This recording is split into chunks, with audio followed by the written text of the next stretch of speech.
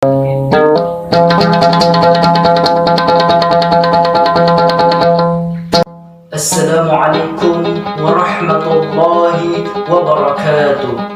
Hamdan wa syukran lillah. Assalatu wassalamu ala asrafil anbiya'i wal mursalin wa ala alihi wa ashabi ajma'in, amma ba'du.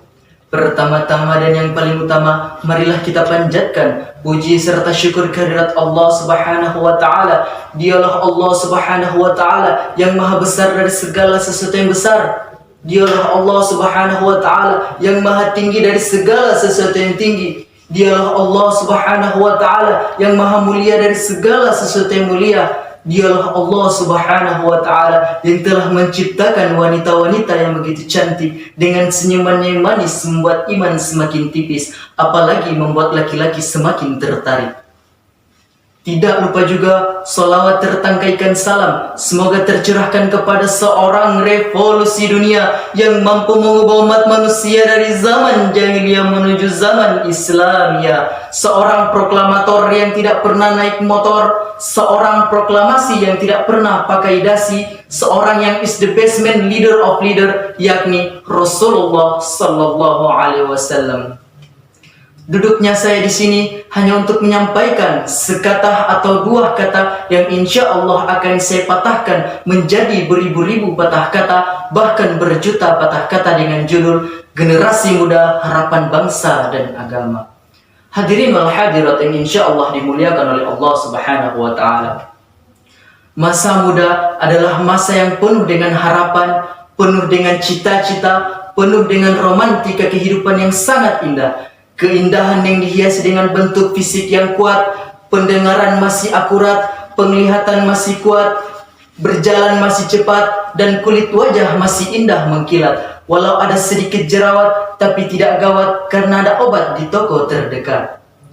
Hadirin wal hadirat yang insya Allah dimuliakan oleh Allah Subhanahu wa taala. Jadi wajar jika pemuda dan pemudinya, remaja dan remajinya menjadi salah satu maju mundurnya suatu bangsa. Jadi orang tua dilarang keras meninggalkan generasi muda, baik dalam keadaan lemah fisik, ekonomi, ilmu, apalagi akhlak. Allah Subhanahu wa taala berfirman di dalam Al-Qur'an surat An-Nisa ayat ke-9. A'udzu billahi minasyaitonir rajim. Bismillahirrahmanirrahim. وَلْيَخْشَى الَّذِينَ لَوْ تَرَكُوا مِنْ خَلْفِهِمْ ذُرِّيَّةً ضِعَافًا خَوْفٌ عَلَيْهِمْ فَلْيَتَّقُوا اللَّهَ وَلْيَقُولُوا قَوْلًا سَدِيدًا.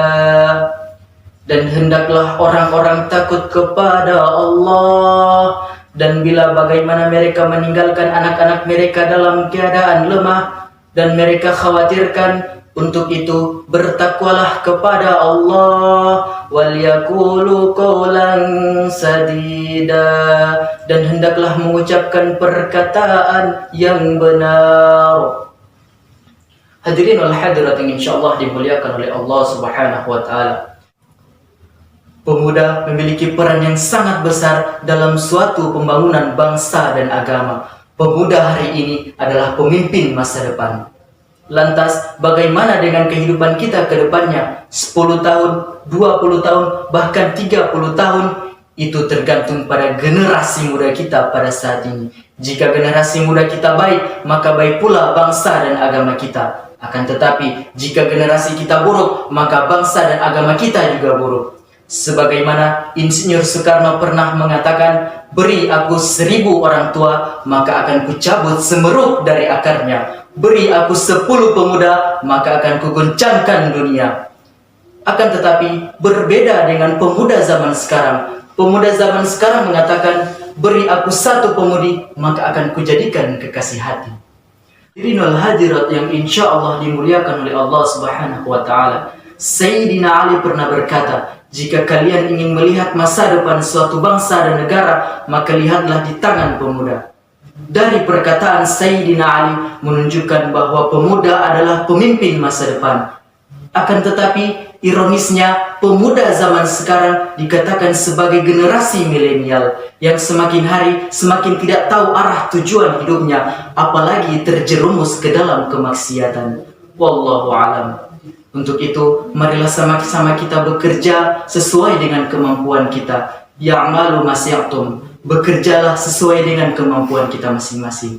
Mungkin hanya itu yang dapat saya sampaikan. Lebih dan kurangnya saya mohon maaf, karena kesempurnaan hanyalah milik Allah Subhanahu wa Ta'ala. Yang saya sampaikan ini sedikit, tapi insya Allah bermanfaat bagi kalian. Karena baginda Rasulullah Sallallahu Alaihi Wasallam bersabda, khairun nas anfa'uhum linnas. Sebaik-baik manusia adalah yang bermanfaat bagi orang lain.